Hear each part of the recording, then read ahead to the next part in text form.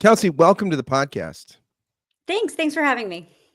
You've written a pretty great book, Godstruck: 7 Women's Unexpected Journeys to Religious Conversions. To religious conversion. You yourself are a convert to Judaism, which doesn't happen a lot, right? I mean, as far as things people convert to religiously, Christianity, Islam, sometimes Buddhism. I mean, worldwide certainly, but that's an intriguing thing. And in fact, rabbis, or the adage is that rabbis are supposed to dissuade you before you Mhm. attempt to convert. What? So were you attempted? Did they give you the dissuasion treatment before you tried to jump into it? That's a really good question. And I think the short answer is that I'm not sure. That sounds weird, but I'll explain what I mean. Um, Prior to pursuing an Orthodox conversion, so, towards the more small c conservative end of the spectrum, there was a time where I thought I was going to pursue a capital C conversion, which is kind of confusingly, broadly speaking, like the middle denomination in terms of its strictness, for lack of a better way to put it. And I remember there was a rabbi in that denomination who I approached, um, at first thinking, okay, maybe this person will help me with my conversion. And then, second, then I was just approaching him to try to get some advice, general advice. And he didn't get back to me. At first he kind of said, "Oh, I'm too busy," and then he didn't get back to me. And then, like, later on, I was like, was that his way of dissuading me? Like, should I have been more assertive about it?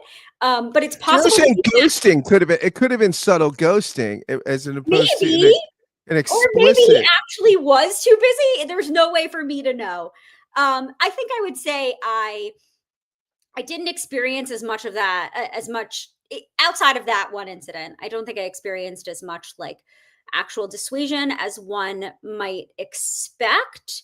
But I do know of converts who, um, who experience, who, when they're going through the process, maybe experience things like, having to wait a really long time in between meetings with the rabbinic council. And why they have to do that, is it because the office is disorganized, or are they trying to make it more difficult for them? It's not really clear. Yeah, I didn't think about that. Subtle ways you can make it, right? You could fulfill Right. the commandment subtly. Just be passive aggressive, right? Right, exactly. So much of the best things in religion are just passive aggressive, right? I mean, Sure. yeah, I mean, it's interesting, right? It's not a natural on ramp. I mean, for many Americans, right? Depending on what part of the country you're in, right? It just Sure. you might not have any access to Judaism, but you were in a life sort. You were culturally, life journey wise, it was accessible to you, right? Yeah, I think in a lot of places in the country and the world, it wouldn't be possible to do an Orthodox conversion because you need to be in proximity to an observant community. It's not, is it feasible to be a lone Orthodox Jew in, like, rural Minnesota? Sure, I guess. Is it ideal? No. And it's probably very difficult for the person, and for, like, it's not really, that's not really what's meant to happen. So for me, I lived in New York at the time, and I live in New York now, famously a place that's not really lacking in Jews and Jewish life. So that made it, easier for me in that respect. I watched something recently. I came across my feed somehow. The algorithms deigned that I should see it, and it was, this is what controls our lives, right? I mean, who needs to believe in providence when you have the algorithms, right? That Sure. just determine everything, the fates. But Liev Schreiber, the actor, Mm. who was famous most recently, probably for Ray Donovan, which is a show that if you need any schooling in depravity, if you're not, I mean, that's the show, right? But it was sort of a promotion. It was from a Jewish site or source or something, and he was saying that he basically didn't grow up with a strong sense of Jewish identity. That, you know, he grew up in a Puerto Rican neighborhood. That the Hindu, he'd been to the Hindu temple more because they gave away food at certain times or something to that effect. But that after October 7th, that changed. Like his sense of identity really changed.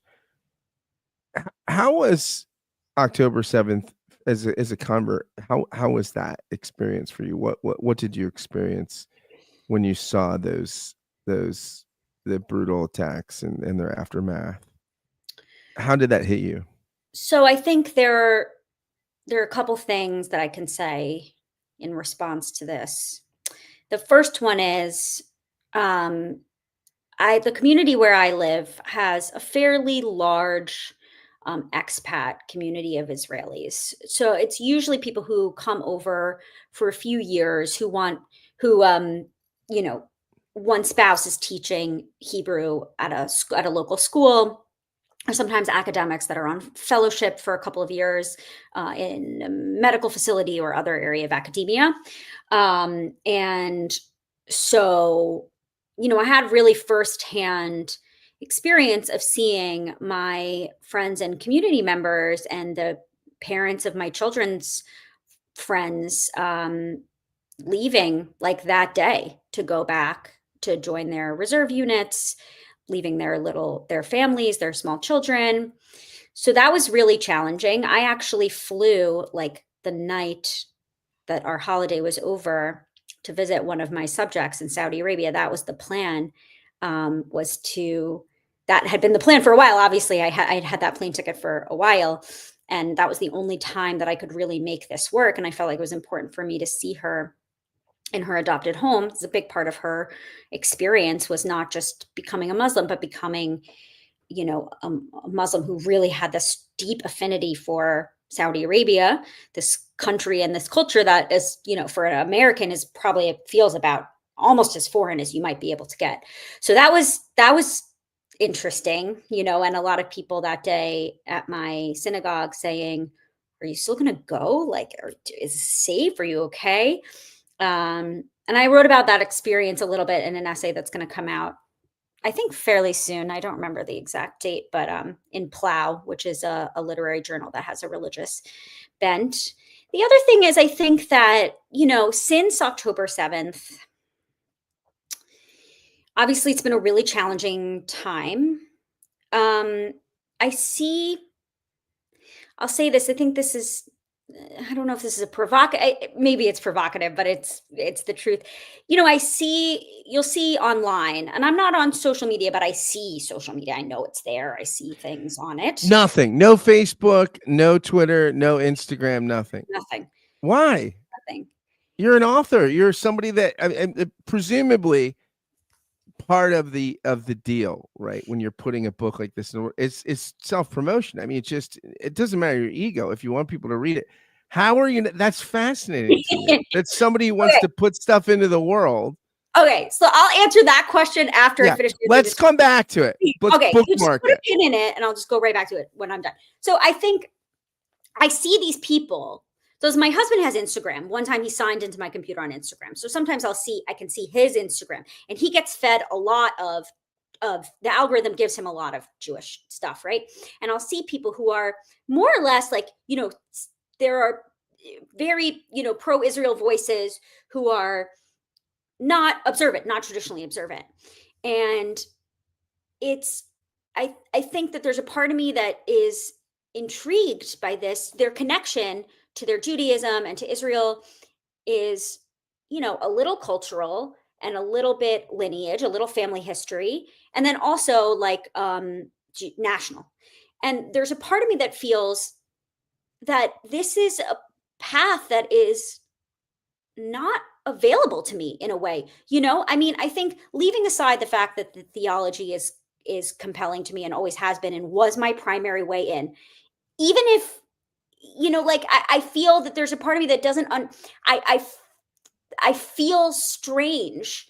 I feel like I would feel strange connecting to Judaism through these through these ways that I don't have a cultural lineage, like I don't have ancestors that I can point to who suffered. And I feel that, I mean, it makes it challenging sometimes. And sometimes I sort of envy that. And the other thing I will say, coming out of, not envy it because I would want it instead of, because I think that theology to me is so moving and it is such a significant driving force in my life. But I think there there's a part of me that feels that there's an aspect of being Jewish that I cannot participate in. That's how I feel. And it's interesting also in my nuclear family, my husband is sort of unique in that both sides of his family, both of his parents, their families, they came to America really quite early. So nobody was in Europe, I think, after World War I. And so there is this element of, we don't have these stories that so many people in our community have. And the other thing I think that is really sad and difficult for me, is I have very Jewish children. I have 3 boys. One of them is young, so he doesn't wear it. But I have a 6 and an 8-year-old boy who wear kippahs, they wear tzitzit. Everybody knows that they're Jewish when they go out in the world. And I think my oldest son is learning in school through his friends and through his teachers about the harder parts of Jewish history. I don't know. And obviously he knows about the war. His best friend's father was fighting for months and was away from our home community. But there's a part of them that I think remains somewhat naive to the extent of anti-Semitism, the historical prominence of anti-Semitism. And there's a part of me that feels like really ill-equipped to explain that to them. I don't know how to tell them about this thing that I feel their experience of will be really quite different than mine, you know. So I think that's been hard to think about. I mean, all Jewish parents, I think, have navigated since then. How much do we tell them? How much do we reveal? And how much do we let them just be little kids and they're in this nice little bubble? And where we live, there's a lot of Jewish people and they feel safe and happy. And how much do we tell them, like, okay, guys, now it's time to know that the world is scary. But I think for me, there's an added element of, I don't know what it's like to be an 8-year-old and to be told, hey, just so you know, like, through much of human history, somebody would have wanted to kill you, not just like kill your parents or whatever, but kill you, a child.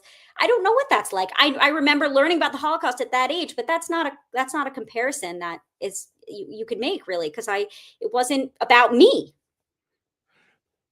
Yeah, it's so.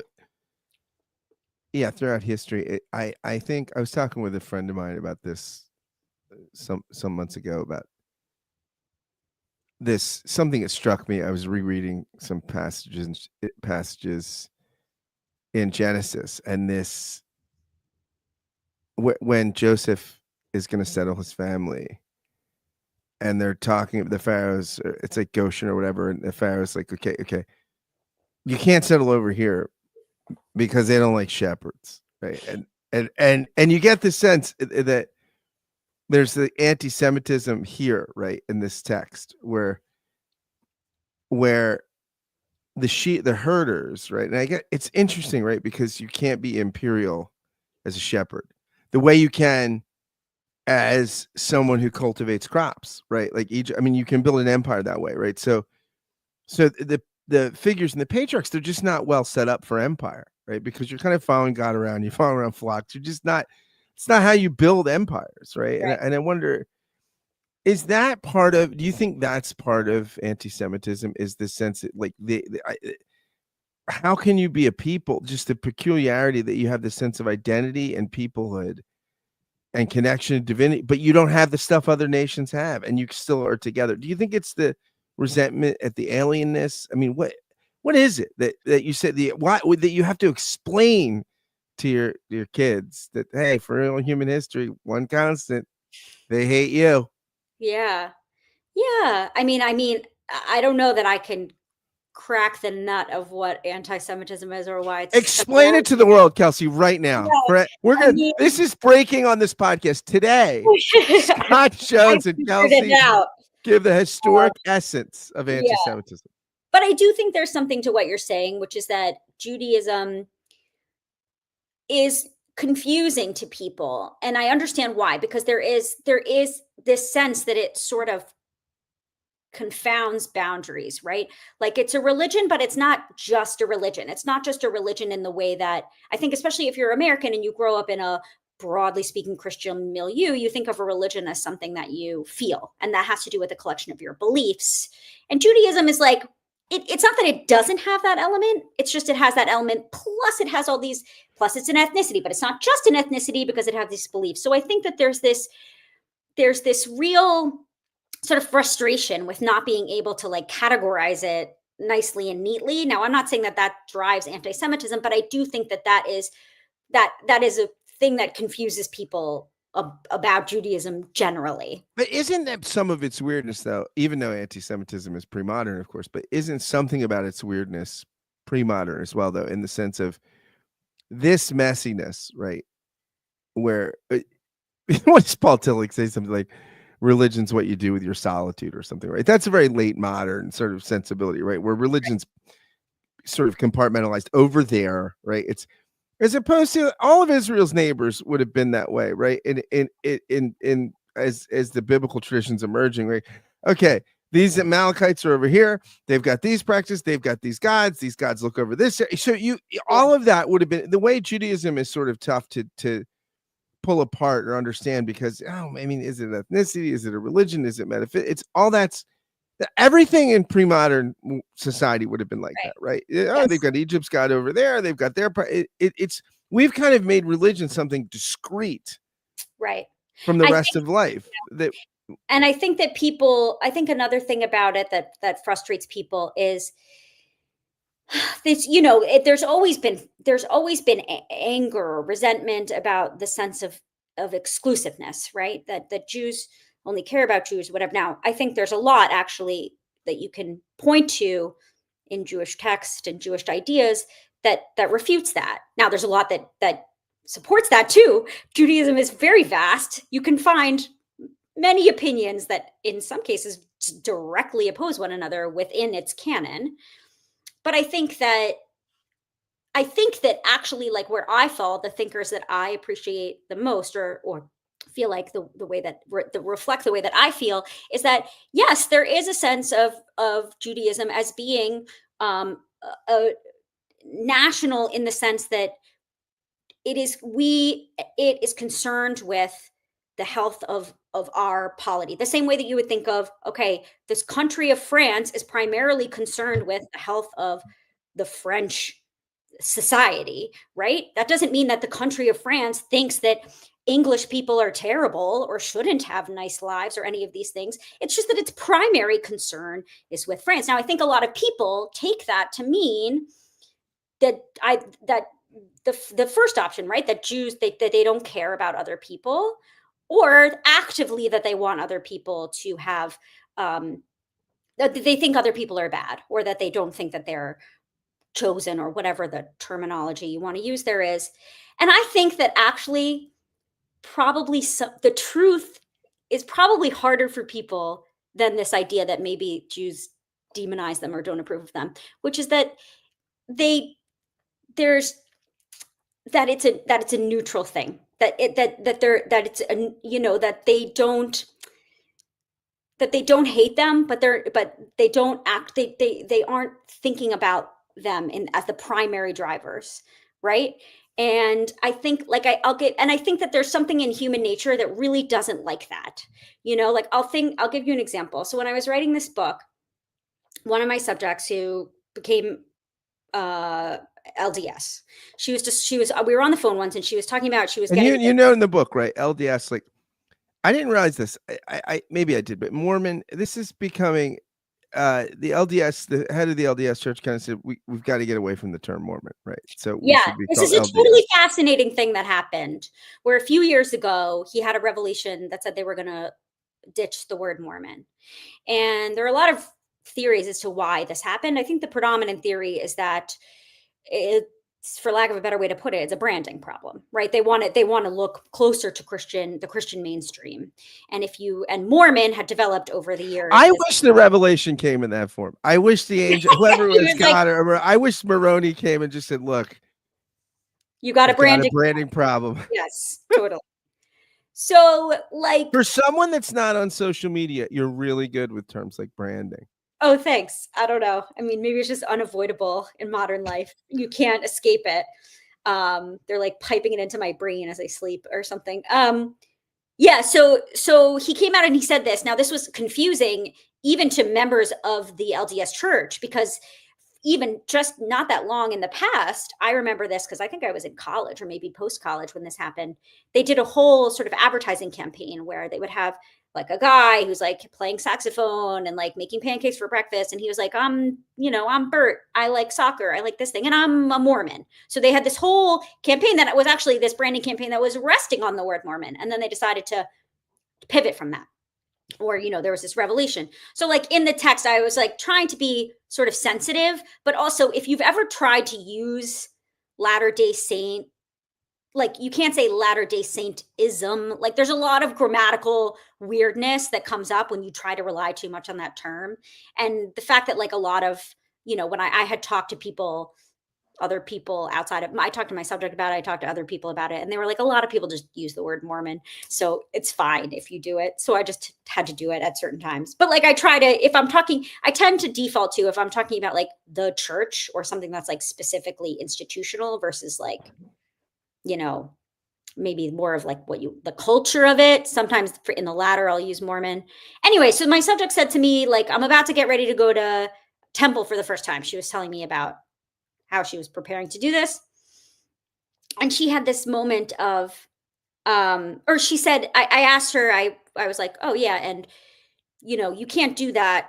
You're not allowed to go to an LDS temple unless you're a member of good standing of the church. Like, unless you have sort of specific documentation or the like ways of show, that you can't just walk in. And she was like, yeah, that's right. And I had this moment of feeling a little bit offended. I was like, I can't believe that they would exclude. Now, I was like, I don't want to be a member of the LDS Church. Clearly, like I've cast my lot. I don't want to be Mormon.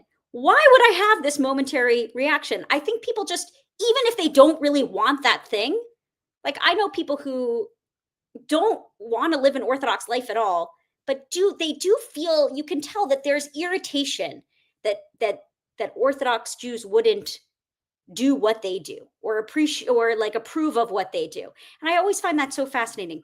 Why do you care if you don't, and yet I think it's part of human nature to just feel like even if there's a group that looks exclusive, even if I don't want anything to do with it, I still want them to want me, So I think I hate it when the Mormons skip my door or Jehovah's Witness. I always want to be converted. I take it as sort of like it. I feel moments of low self-esteem.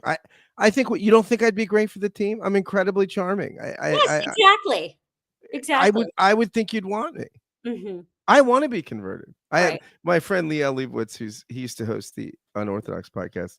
Oh yeah, I know who he is. Yeah, Liel's great. I like Liel a lot. And he said, when Christians try to evangelize me, I look at it sort of like, when somebody at the gym comes up to me and says, I've got a really great cardiologist for you, which is just a great way to think about that. So I want to get into a little bit of the conversion stories, but I want to ask you something. It's interesting to me, your lenses on this as a convert. It seems to me this is the most anti-Semitic period in American life of my lifetime. Not that I haven't lived through it, seeing anti-Semitism, but it has increased, and it seems to me that on the left, especially, I'm critiquing myself. This is where I live politically. I've lived on the left my whole adult life. It seems like it's almost fashionable to be anti-Semitic on the left right now, and you're able to say things. It starts with Israel critiques, and then it bleeds subtly into just critiques of Jews. things that if you said about any other group, you'd be castigated. I mean, do you experience that as a? I mean, and you've because you've seen two sides of anti-Semitism, right? You've seen it as an outsider, and now you're seeing it as an insider. So, do you feel the increasing intensity of it? For sure.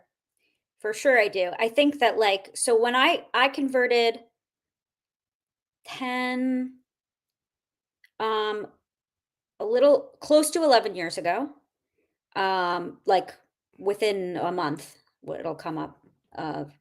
And I think when I was going through the conversion process and then right after converting, I think I really had a fairly naive understanding of what it meant to be a Jew in a lot of ways. I really So was, okay, so yeah, that's interesting. Why? yeah. Why Well, I naive? think I was really just quite enamored with um, the belief system and the rituals and like the meaty religious stuff. And I thought of it, there were two ways in which I was naive. The first one was the extent to which, Judaism is a kind of team sport. I think I was actually a little naive about that. And I think that part of the reason I was able to do this, where I was sort of like, this is, about my relationship with Hashem and these sorts of kind of inside changes. Not that it was only inside, because the another thing that I have always really loved about Judaism is its action.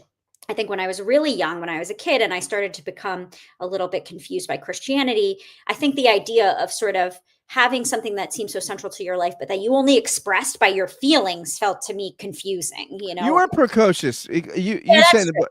It's You true. say in the book, in like third grade, you're like, "No, this isn't. I don't believe in God." No, I mean, Annoying, precocious. It's you should take your pick. But yeah, so I think that I was naive about the extent that the role that a community plays, and I think that I definitely was naive about the hardships of being a minority in the world, especially because I converted in now I don't really remember too well what the anti-Semitism climate was in 2015. I remember every once in a while something would kind of, there would be some incident in Israel and you would hear like a little bit of conflict about it, but nothing. First of all, I think there was obviously social media was a thing then, but it wasn't the way where people just really live so much of their lives online and are so vocal. I don't know that was everyone's first impulse back then. Um, and there wasn't nothing to the extent of what happened on October 7th was happening. And I converted in Brooklyn. I was surrounded by a lot of like quirky Orthodox or like Chabad people, and like it was just I'm not being flippant about it, but I just felt like it's normal to be Jewish. There are so many Jews here. It's not even people, you know, even people who aren't Jewish are familiar with a lot of Jewish things in New York City. After we got married, my husband and I moved to London. There's a big Jewish community in London, but it's not the same as it is here. We didn't live in a neighborhood that was very Jewish. He working in an office where, you have to explain to somebody more or less like what keeping Shabbat is. And I think he faced some outright, you could say, discrimination for that. Sort of feeling like, wow, you can get isolated very quickly um, outside of these particular geographical strongholds where there are these places, the number of places you can feel comfortable, even forgetting anti-Semitism, just baseline living your life that you can do that are not, there's not that many of them. And I think, having children played a huge role in realizing, my gosh, I mean, sometimes like thinking, you know, they have this life because of me in some respects. They wouldn't be, their dad was born Jewish. They wouldn't be immune to anti-Semitism had I never converted. But their lives are very Jewish, and there's a part of that is because of me. And now they have, they're going to be subjected maybe to things that they they might not have been otherwise. But I think also, I remember being, clearly, I remember being not Jewish. And I remember, this is very embarrassing to admit, but I remember before converting, thinking about things like, you know, Holocaust Remembrance Days. Like, we all remember the Holocaust. Surely this would never happen again. Like thinking the Jews that I know, that I see in my life, are kind of like everybody else at the time, or even the ones that aren't seem like fine. They don't seem like nobody's hurting them. They're okay. And I don't understand why we need to, I understood, okay, we need to have a Holocaust Memorial Day, but I was sort of like, we don't need to be overwrought about it. We've moved on, And then once you're really in it and you realize, okay, now I know, because I know that if the Jews don't say anything about what they've been through and what they're going through, nobody else will do it. The double standard is very, very stark. And I feel like maybe in a good position to say that as somebody who's been outside and inside, as you said, where I feel like, oh, okay, like I really get it now. I remember in 2019 or whatever, there was a series in Brooklyn of like pretty violent random violent strings of attacks on Jews in Brooklyn. And there was a march over the bridge to try to like raise awareness of this. And nobody that I know who wasn't Jewish said, we'll go with you. I think maybe there was a part of it that they didn't think. Maybe they think, okay, you're not Haredi, maybe it doesn't affect you, but it's hard to have that experience and then a few years later feel like something bad is happening to another group of people and you want to be there for them, and then you see that when it's your time that you need help and nobody's there for you. So I think that is a real thing. I mean, not only no one there for you, I mean, people are right antagonistic. I mean, the stuff that's going on, for instance, college campuses. I mean, this is it's more than non-support, right? I mean, it's active I mean, this kind of anti-Semitism.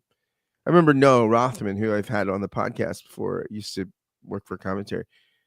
But no, I mean, Noah said a few years ago, he remembered a time his dad just saying, you don't realize you're growing up in this age kind of almost without anti-Semitism, and how now, I mean, that's just, and America was, right? I mean, things had gotten a lot better. But now it's just, it's just remarkable. And again, I think what surprises me, I mean, the anti-Semitism you see on the right, we've had for a long, that sort of, I mean, in some sense, we know that, right? And it's no less objectionable or problematic, but it's been around. But the anti-Semitism that's become pronounced on the left, that dominates, it has infiltrated mainstream institutions. So you hear things said in mainstream outlets, right, that are just stymies, right? I mean, and again, you're dealing with it at places like Harvard, and yeah, that to me is what I just find so arresting. It's just, it's wow, how quickly things, and it's, I mean, look, it's my friend Mark Oppenheimer, also one of the former co-hosts of Unorthodox History. Jews are the canary in the coal mine, right? Mm-hmm. So he would say it starts with us, but it never ends with us. Yeah. Right. So it's just a remarkable time. So so one of the things you say, I love in the book, I'll just read your own words to you. It's so great. I love this.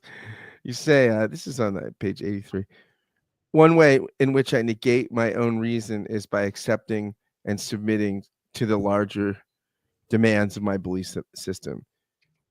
Do I think there's really some ethical value in not wearing clothing made of linen and wool, as I'm prohibited from doing?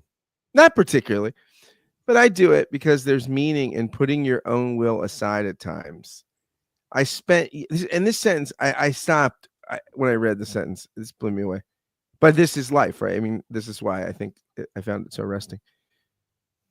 I spent many years trying to methodically determine whether it would be braver to kill myself than to live feebly as I felt myself to be doing. When I became religious, the internal argument abruptly ended because I considered myself to have signed a metaphorical contract that forbade me from suicide. It was really just that simple. I think isn't. I mean, maybe that's the ultimate philosophical question, right? In light of a despairing world, like why shouldn't you kill yourself, right? And that's powerful. I mean, can you say more about when that internal argument ended? Yeah, so Camus said it's the only question of Right. like why not? Um, and I think that I remember being a teenager and reading Girl Interrupted, which was like the famous one of the first famous kind of sad girl memoirs of the 90s, but actually really holds up if you reread it because she's critiquing the sort of ideology that and the system versus really just having it be trauma porn. And I remember her saying in there, once I started considering should I kill myself, then it became the question like anytime, like, oh, dinner was bad, should I just kill myself? Like it was just kind of constantly on the table. And I think for me, for a long time, it felt like that, especially when I was sick, because I felt that, well, that's the end game anyway. Even if there were times where I didn't feel like that was the case, I knew that that really was what was at the end of the road if you took such poor care of yourself.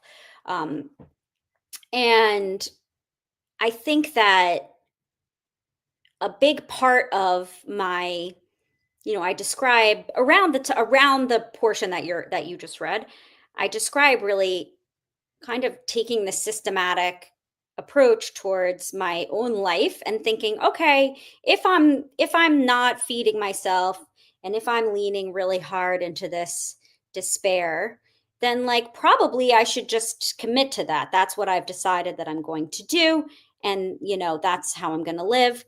And at the time, I wasn't at that particular moment, I wasn't thinking I should just kill myself. I was thinking that's what'll happen. I'll stop trying or pretending to try to get better, and I'll just allow this illness to run its course. I'll just allow my anorexia to run its course, and I'll probably just die a little early.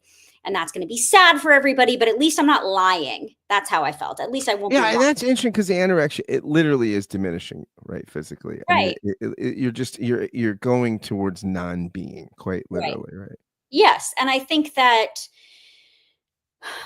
uh, it was a big part of my identity at that age to be a non-believer. That was a big part of who I thought I was, and to be Which um you embraced at the third grade. yes, right. And I went to Columbia, funnily enough, speaking of college anti-Semitism, campus anti-Semitism. At the time, I wasn't really plugged in, so I don't really know what it was like then. My friends say not great, but not the way that it is now. And I was very steeped in these sort of postmodern ideas and this sort of surface level existentialism of you make your own meaning, you follow your own truth. That's the highest goal of human life. And I think once I kind of realized, I didn't decide I believed in God again. I realized that I actually had become a believer again, sort of without even realizing that I had done that.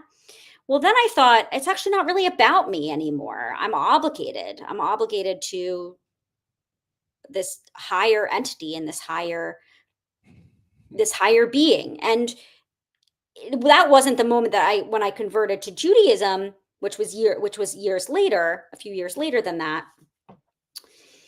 Even more so because I think that the Jewish conception of God, I think the a secular understanding of Jews as being kind of whiny and as being you know as being Judaism as a religion of despair. I think from the outside sometimes people think that it's about sadness, and I really saw so much of the opposite in it. So much about resilience and about going forward despite really all the odds. And I felt that that's what Hashem wants you to do. That's what God wants of us, to continue to live regardless. And so that's what you have to do, there it's a non-negotiable. I think like at that stage of my life, and still now, I feel like there's a lot in, I think I was really just done with the sort of equivocation of, like the stuff I was describing before, your own truth, finding your own meaning. And I was like, nope, just like give it to me straight. What's the straight answer? The straight answer is you have to survive, and you're obligated to me, you're obligated to each other. That's really all there is to it. So, it's like, don't you when you say that, wait, what you describe in the book, you say that your infatuation or something with postmodernism and whatnot. It strikes me, this burden to have your own truth, to make your own meaning, to sort of pull yourself up by your existential bootstraps and create this self-authenticating map of meaning. That strikes me as more psychological pressure than the average person can maintain. That's why we have traditions, right? Because most people just can't do that, right? I mean, that's coming up with metaphysics and ethics and narratives and myths and I mean, all this stuff. yeah. Like most of us have to be handed that stuff throughout human history because we're just not all religious athletes, right? Right. We're all not existential superstars. 100%. And also, I think the other problem, there's a practical problem with that point of view, which is that a lot of, you see this all over the culture these days, where you'll see articles about like, how do you build community, right? And like people really like, people feeling alone. Now, whether or not they are actually, in terms of drilling down the numbers, they have fewer friends, or they know fewer of their neighbors than people would have in years past. That stuff is murky, but they feel alone and they feel unsupported. Or you'll see things. I think I mentioned this to someone the other day. I saw an article by a grief counselor, and it was like a Q&A, and this person was talking about how do you support somebody who's mourning the loss of a loved one? Well, you can bring them food. You can put a note in your calendar of when their grief anniversary is, and you can say something to them on that grief anniversary. You can visit them after their loss and talk to them. And I was like, oh my gosh, guys, you're putting in a lot of effort to reinvent a wheel that is still turning. Like we know how to do these things. And I feel like it's understandable that people want all that without all the other stuff that feels harder or feels extraneous or archaic or whatever. But it's like, as you said, the psychological pressure of having to be the lone individual that then goes out and tells all your friends, hey, by the way, can you please put the grief anniversary, or like maybe somebody should like come visit me, or what, like that effort just feels to me like you're going to break even if you get all the things that you want, which is like maybe it conflicts with those other people's deep inner meanings that they're like, well, I don't want to do that because I have my own sense of how we should handle things or whatever. Even if you get everything you want, you're tired from having done it. Yeah, I feel that all the time, where I just feel like, and that's not to say that when you are religious, you live a religious life, that these things always work perfectly for you, or that you are always feeling spiritually or existentially fulfilled. Life is life. There's a lot of drudgery involved or whatever. But the idea that like we have to, now that we've decided we don't want to do any of this other stuff, we have to build it all over again for ourselves. Like, I just don't see how that's going to work. You mentioned in the book early on, when you're telling the story, now her name is Angela, you're telling Angela's story, and you mentioned someone who I think I've heard of. It's been a while since I've read any of her stuff. Leah Libresco Sargent, who was a famous sort of part of the rationalist kind of movement, which I didn't know about these people, and you taught me so much here. But you talk about, for her, that reason kind of became the telos of faith, right? Mhm. And that's one way certainly to put it together, right? And you kind of contrast this with someone like Tolstoy, right? Who is that's a very different thing, a more existential kind of approach. Where does where I mean, you're obviously a thinking late modern person. Where does it? How does reason play into your faith when you think of like the pre-modern aspects of Judaism? When you read about the Exodus story and things like this. I mean, how do you put all that stuff together within your own constellation of belief? Okay, so this answer is likely inadequate, but it's the only one I have. Sorry. So I have a good friend who I've known since like around the time since when I was beginning to consider converting, and he's a Chabad rabbi. And I remember one time he said to me, "I can take my kids to the Natural History Museum, and I can walk around and I can see the dinosaur skeletons and believe that there were dinosaurs, and also believe in the literal truth of the Torah, and I don't have any problems holding these things together." I think a lot of it I just don't really struggle with. I don't know why. I can think it's not hard for me to think of of evolution and Torah as being both literally true and both like poetically true, and to not really I don't stay up at night thinking how can I reconcile them, like it just doesn't really bother me. Now, does that mean that like every time I have encountered something in Talmud or whatever, or that I can't see, like, when people say the sort of one of the famous ones of, well, of course it makes sense that people, pre-modern people, would want to avoid certain kinds of food because they were more likely to be disease ridden or whatever. I think that these explanations are not necessarily mutually exclusive, that it doesn't necessarily matter to me, or it seems to me to be reasonable to believe that there would be a God that would say avoid something, and also that that thing would be problematic for other reasons.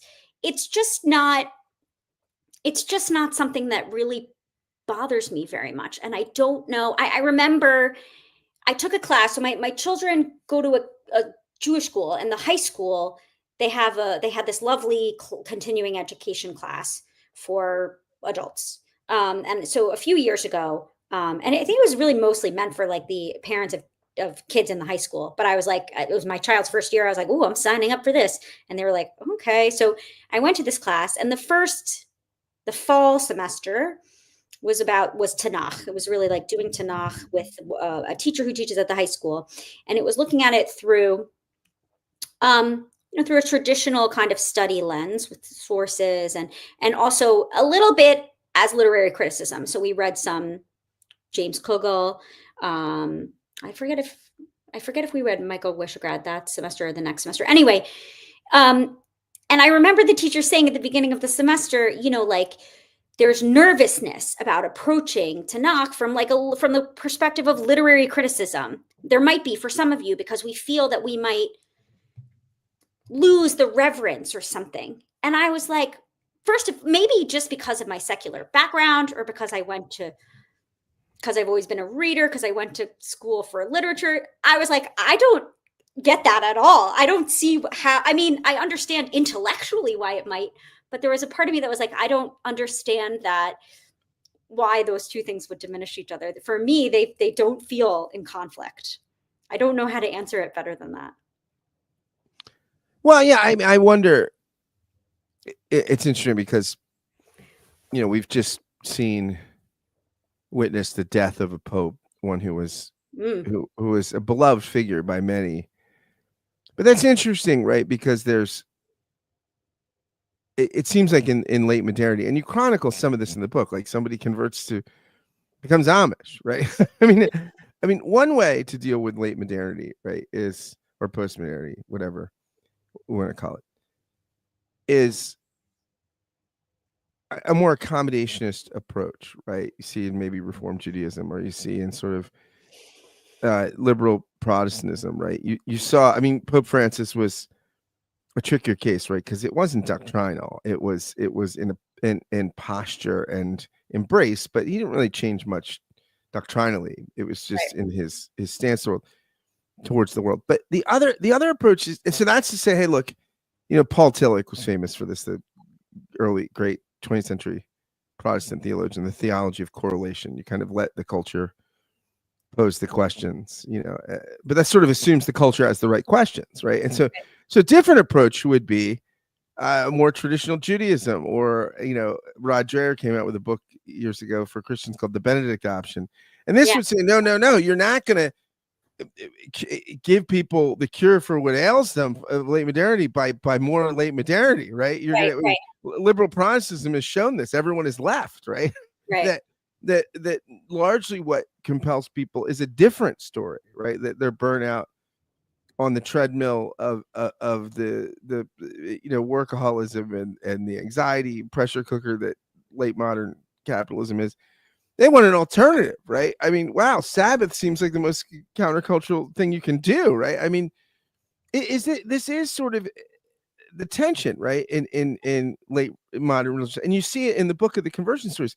People that trying to work out what it means to inhabit two stories, right?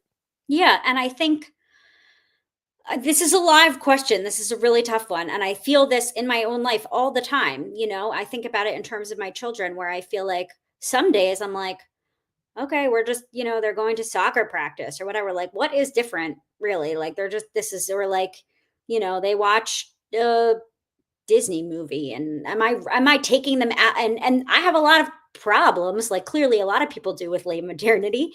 Um, and I think, am I taking them out enough? Am I taking them away enough? Like, maybe I should do more. And some days I feel like, well, maybe that's not reasonable. And when you do more, you're going to lose other things that maybe you need or want access to. And maybe it's okay that I don't take them out enough, or I don't take myself out enough. I don't know that I feel differently about it all the time. Some days I feel like I wish I really live, like I wish I was more of I was in more of a bubble, that like my focus was, even in ways that don't really, I think, have to do with Judaism, like so much. Like I wish I didn't order groceries on Instacart or whatever. Like I was having a more embodied life experience, but then you were like, okay, am I just romanticizing a past where, things weren't always things weren't great then either? That's a pitfall people fall into all the time now. Well, before it was better and now it's terrible. And maybe if we just went back to before times, things would be okay, or they would be better for me. I don't know. I think about it. I mean, I think a lot of days where I fall is like, it might be too late for me. I'm not that young anymore. I can't learn all that many things. I can't really fully go into the bubble as much as I would want, but my kids, maybe they'll be able to. That option will be available to them. And I think that would be, I would, I, th- I really feel like I would understand that more than I would understand them if they came to me one day and said, "Mom, I'm just going to be secular." I think that would be, it would be it would be practically challenging either way, but I think that it would be emotionally more challenging for me if they decided to just, live a secular, quote unquote, normal life. I think that would be hard to And watch. that's the odds, right? In Yeah, general, right? That probably. your kids, everybody's kids, right? I mean, in general, the pull, the the the gravitational pull of secularity, right? Which I think, it's interesting. That stuff. I'm just being really candid about my own journeys lately. I think secularism. When I was in graduate school as a Christian and working on theology and stuff, I was one of those people that had a very sanguine view of secularity, and Harvey Cox, the secular city, and all this stuff. I don't know that I have that view anymore. Reading your book was interesting because I had just listened to a conversation with Ross Douthat and Ezra Klein, Ross's new book, why everyone should be religious, and I found Douthat so compelling, and I found Ezra Klein's response is very genuine, but it's just interesting. Like that. And at one point, Douthit just says to him, "You're saying you want Christians to behave better in the public square and more in line with their own beliefs, and yet you eschew the metaphysical picture of the universe that gives the ethics that you're drawn to any sense, right?" And I mean, this seemed Ezra Klein didn't seem to see what Ross was pointing out, right? And so, but this sort of, and as I'm reading your book, I'm like, you're lifting up these stories of women that are amazing, who in Islam, in the LDS Church, and evangelicalism, it's fascinating. The church, this California kind of hip evangelical church this woman's in, and her Bible studies and all this. But these are beautiful stories, but in some sense, right? I mean, they may be rapidly rarer, right? In the sense of most people, or what we just talked about, you fearing for your kids, right? Most people will just, and it won't be dramatic, right? Right. Most it's not going to be new atheism, radical Richard Dawkinsism, or antagonistic Hitchensism or something. It'll just be, it's just kind of slowly, drifting into a disenchanted world, right? Right. Yeah. Or, and like the kind of, like, I feel like going out with my friends on a Friday night. So, okay, like not with a bang, but with a whimper kind of thing. And that would be really tough. In a sense, I almost might appreciate it more. And love. And I fell in love with this girl, and she just Right. doesn't give a damn about Shabbos or God even. I mean, she's great though. We listen to the same music, and she smells great, and she makes me laugh, and she's beautiful, and screw it. I mean, I'm in love, right? I mean, that's how it happens, right? I mean, it's through good things like love. Like, who doesn't love love, right? But that's that's what happens. People fall in love and they start living a story, and all of a sudden the story that saved a people for millennia, that right. Yeah. It's not as compelling anymore. Totally. Yeah. I mean, I think, sorry, go ahead. No, go ahead. You go ahead. No, I didn't have anything. It wasn't interesting. Despair. Here we are. Kelsey and Scott lamenting the death of really. No, but I mean, it isn't. But at the same time, I think what I was going to say is it's an interesting moment for the book to come out, because there was that Pew study, and it does seem like, oh, okay, all of a sudden, all these people are like, actually, I am a Christian, and I don't want to denigrate anybody's. If anybody has a spiritual transformation, as far be it from me, who very well knows what it is like for people to be like, really, to be skeptical about it.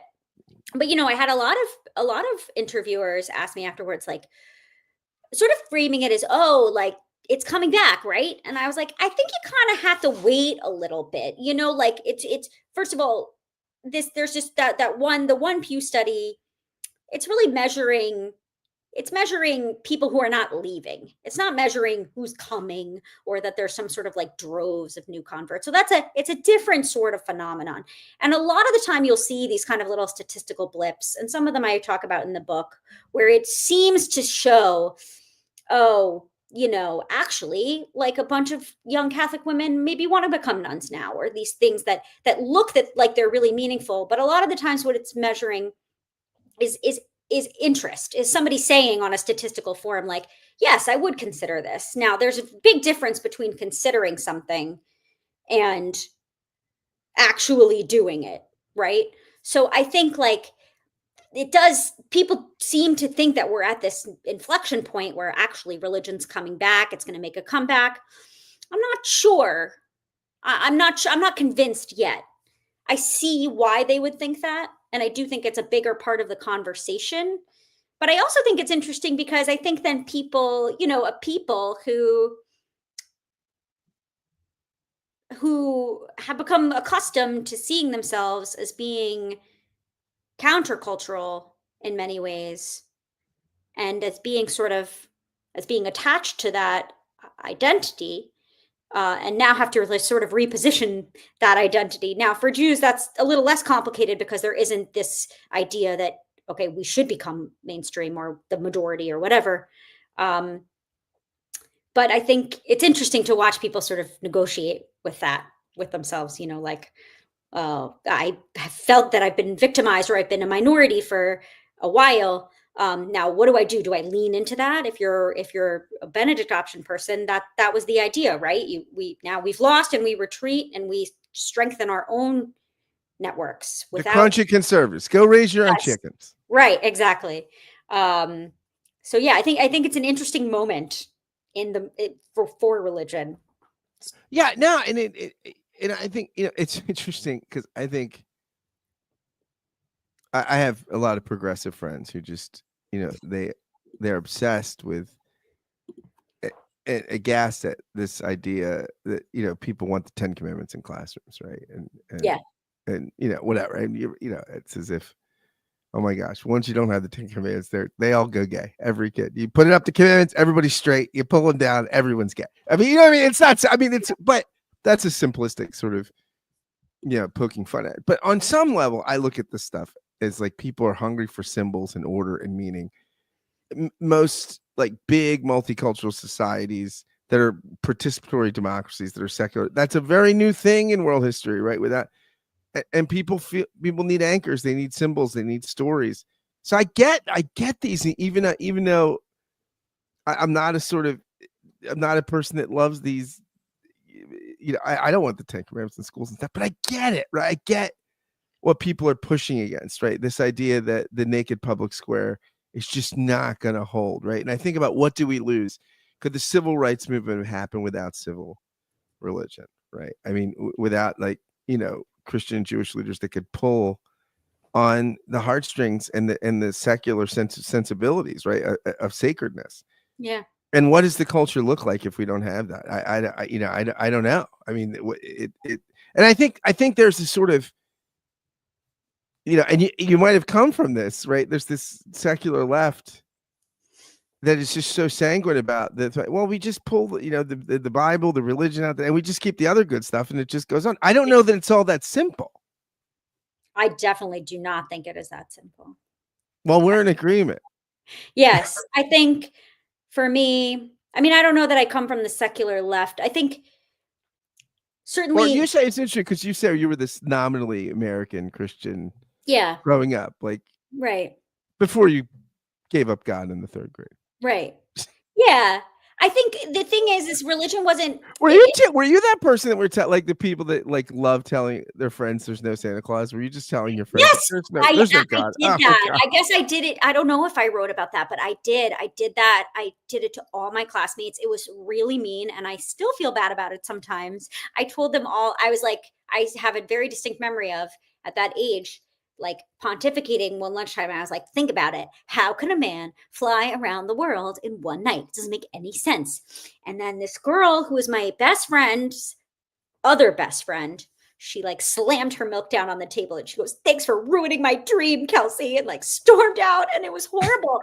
And I just thought of myself as like, finally, I have finally lifted the veil on the adult lies. Like I thought that they had made all this stuff up to trick us.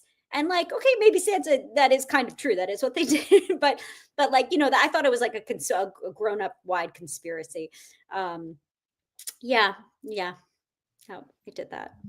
Can you say? I'll tell you. As we're talking about this existential problem of late modernity, right? It's funny. I actually photographed this stuff this past year and sent it to an Orthodox rabbi friend of mine, and he said, "What is that from?" And I sent him the cover of your book.